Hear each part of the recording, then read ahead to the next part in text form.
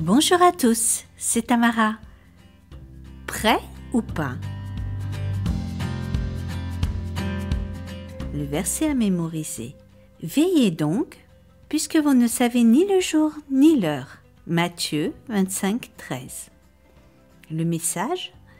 Les membres de la famille de Dieu doivent toujours être prêts pour le retour de Jésus. As-tu déjà dû attendre longtemps quelque chose qui te tenait très à cœur, comme ton anniversaire ou des vacances d'été? Est-ce que tu comptais les jours qui te séparaient de cet événement? Y pensais-tu souvent? Dans notre Bible se trouve l'histoire de 10 jeunes filles attendant qu'une fête de mariage commence. L'attente fut très longue. « Je souhaiterais qu'il arrive enfin », dit en bâillant une des jeunes femmes. « Nous attendons ici depuis des heures. »« Je suis certaine qu'il ne tardera plus beaucoup », dit une autre pour l'encourager un peu. « Peut-être devrions-nous nous asseoir et nous reposer un peu. » Les 10 jeunes filles s'assirent et s'installèrent du mieux possible. Le cortège du mariage était supposé passer par là. Elles voulaient se joindre à la procession et se rendre ensuite avec les autres invités jusqu'au lieu prévu pour la fête. Mais aucune d'entre elles ne s'attendait à ce que l'attente soit si longue. En début de soirée, 5 des jeunes filles avaient jugé bon de prendre une réserve d'huile car elles ignoraient à quelle heure le marié arriverait. Mais les 5 autres jeunes femmes étaient d'un autre avis. « Nous avons bien assez d'huile. De toute façon, le marié arrivera bientôt. » Elles ne prirent donc pas de réserve d'huile. Leur lampe était pleine et elles pensaient que cela serait bien suffisant. Ainsi, 5 jeunes filles avaient des réserves d'huile et 5 n'en avaient pas. Il se faisait tard et il n'y avait encore aucun signe de l'arrivée du marié. Les jeunes filles bavardèrent ensemble longtemps. Puis, une par une, elles baissèrent la tête, bâillèrent et s'endormirent.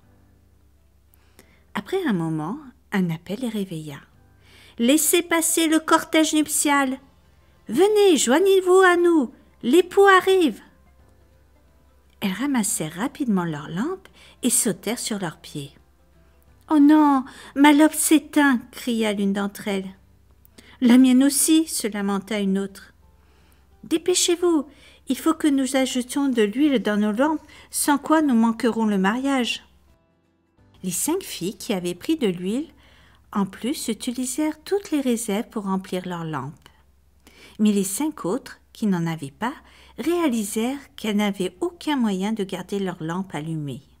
« Donnez-nous un peu de votre huile, » implorèrent-elles. « Nous ne voulons pas manquer la noce. » Mais les autres ne pouvaient leur venir en aide. « Nous serions heureuses de vous en passer, mais nous avons utilisé toute notre huile pour remplir nos lampes. Allez vite en ville, peut-être pourriez-vous en acheter quelque part. » Les 5 filles qui avaient besoin d'huile se hâtèrent dans la nuit. Leurs amis se joignirent à la procession et allèrent aux noces.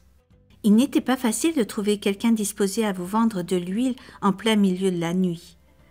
Quand finalement les jeunes filles rejoignirent le lieu du mariage, la porte était fermée à clé.